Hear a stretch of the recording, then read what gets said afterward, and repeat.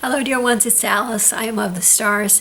This is an ongoing discussion about misqualified thoughts and the solutions that are available regarding them at my website, awakening-with-planet-earth.com.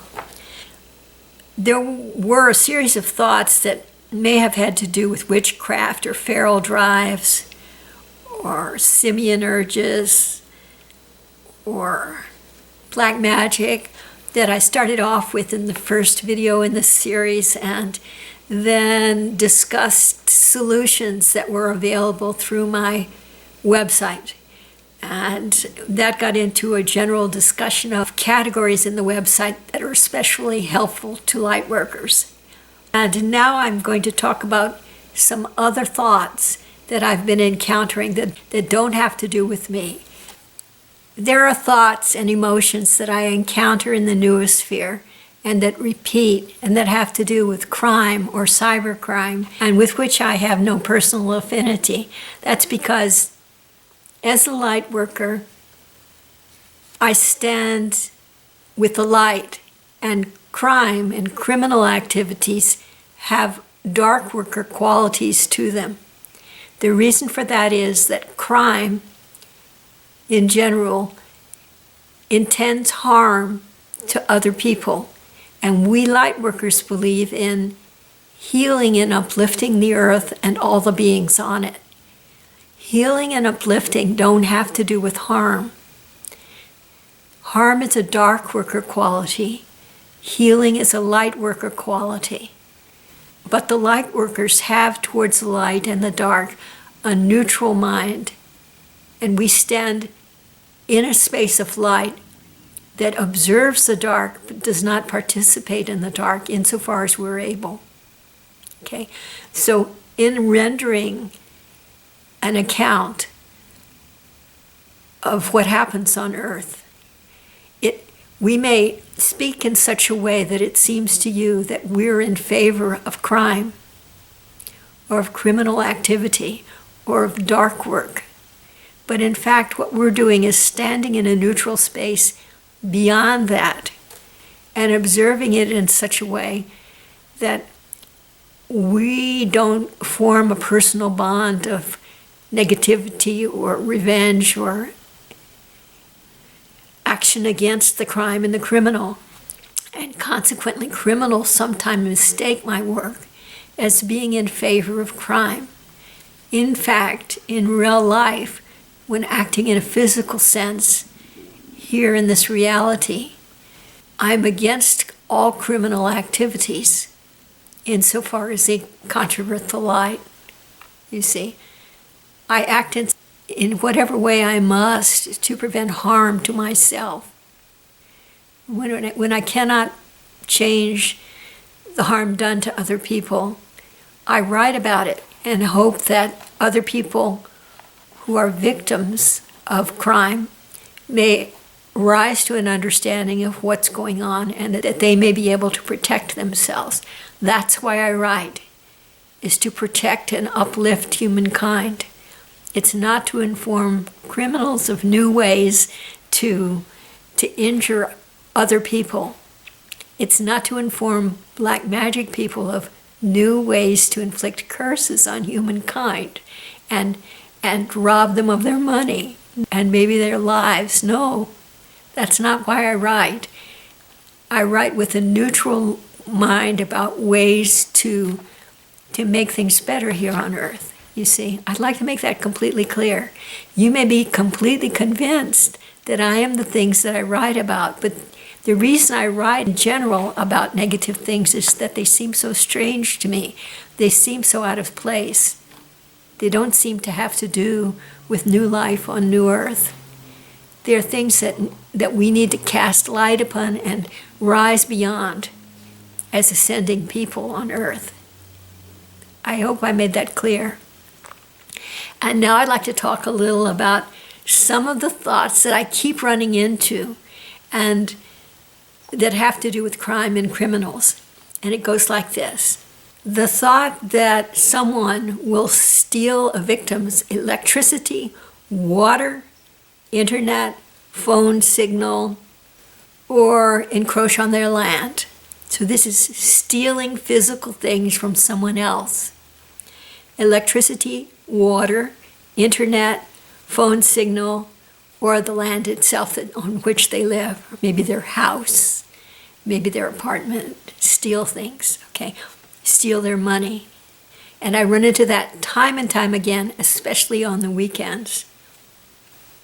The idea that a person will go to the victim's friends or community, people they know, or community institutions they attend, and attempt to subvert these other people into severing their connection with the victim. So that's what you might call creating a pariah effect.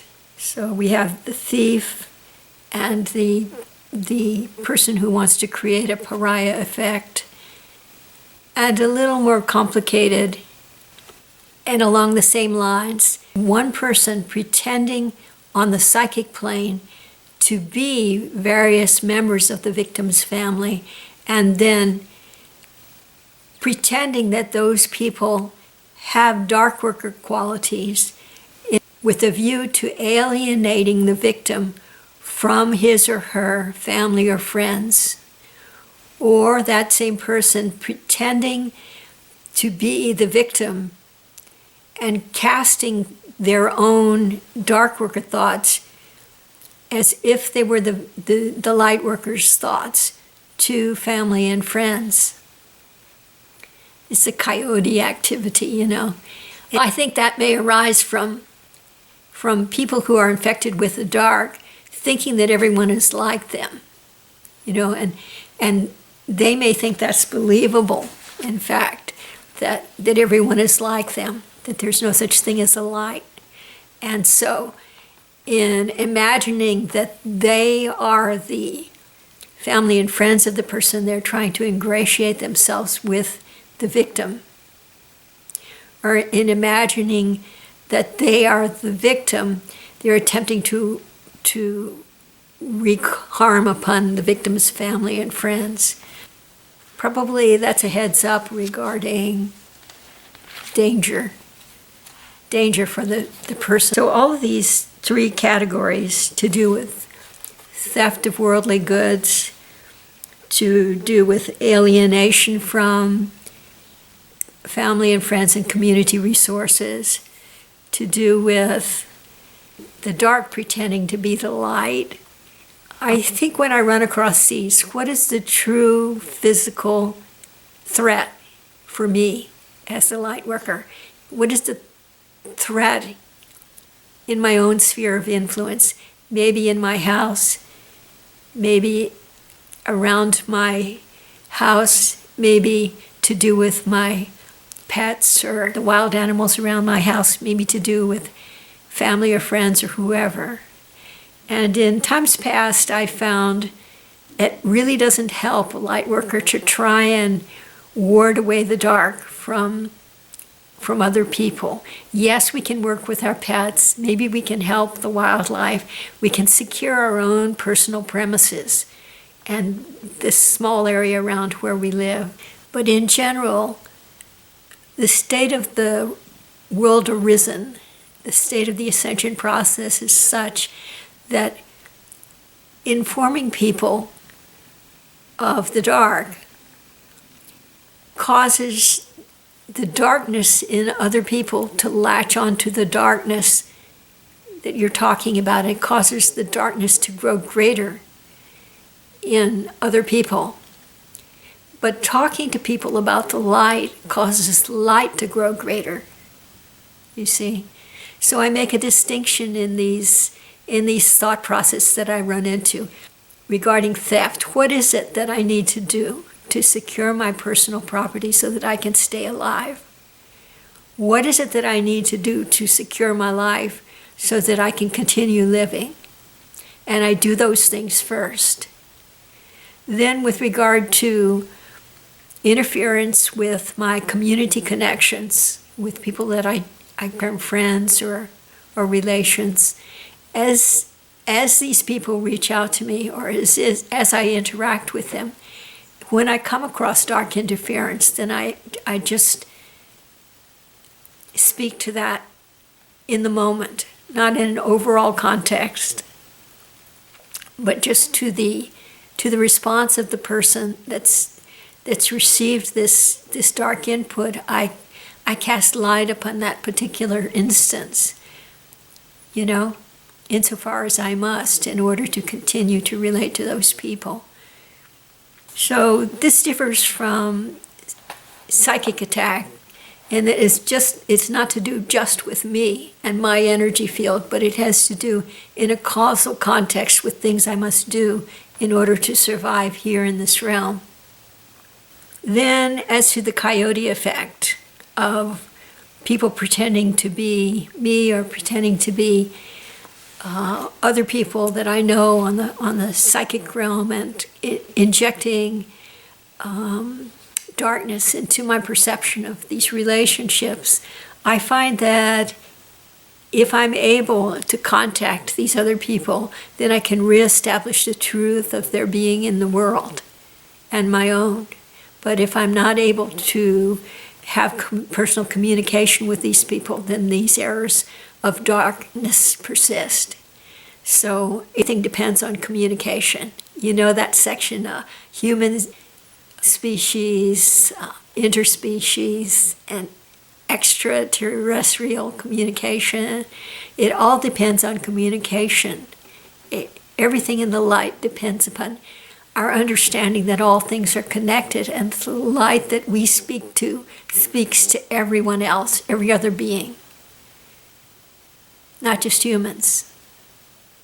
And in places where the light cannot penetrate, where there is no communication, where communication cannot be established, those places are not to do with ascending Earth. They are left behind in another timeline, in another dimension, to arise at another date. And yet, the eternal now exists for all of us. Those that we Lightworkers do not perceive as arising. They're arriving in the eternal now along with us. But we ourselves cannot communicate with those beings, with those people, because the timeline is different for them. The dimension that they're experiencing is different for them. It's their choice to exist in this other timeline, in this other dimension right now, which is the same moment in the eternal now. And so we cannot speak to them.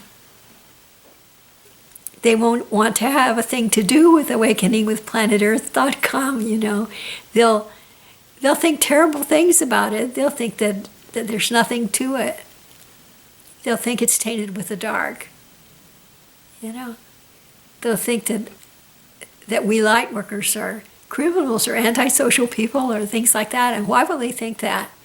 Because that is where they chose to be in this particular time and space, in this timeline and dimension. But in another timeline and dimension, they may be completely the opposite. They're creating this realm of duality for us, for which we have to thank them. But we don't have to interact with them on this timeline and dimension because there is no communication between us, you see. So we Lightworkers, we look to the light, and we look for those who are arising, and we stand with the light in the beings of this world, no matter what. We don't fight the darkness in others. We stand with the light,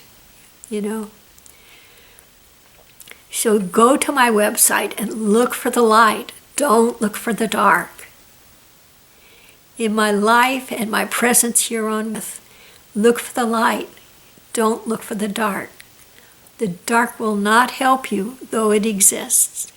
And the light will uplift you and bring you into an understanding of God Himself. Don't be misled by dark workers. Stand with us Lightworkers. and know yourself in your true light, in your ascended light, in your experience of the dual realm, despite the fact that you're one with God, you see.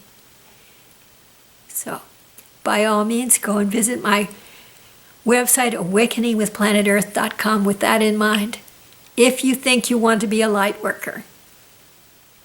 Okay, go and visit there. God bless you all and keep you safe and be with you through all your days. In love, light, and joy, this is Alice B. Clagett. I am of the stars, and so are you.